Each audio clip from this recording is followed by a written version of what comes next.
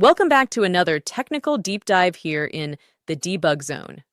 Today we're tackling a big question and breaking it down with insights from other users. Hopefully this clears up some misconceptions and helps you get the answer you need. So buckle up, stay a little curious, and let's jump right in.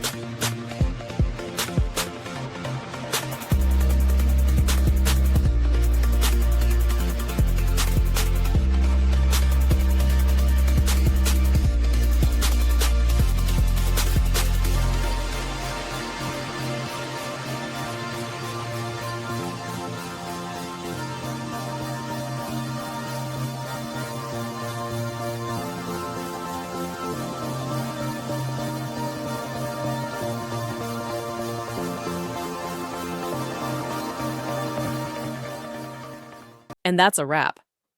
I hope you found the answer you were looking for. If you did, take a second to hit that subscribe button. It really helps out. And let me know in the comments which solution worked best for you. See you next time in the debug zone.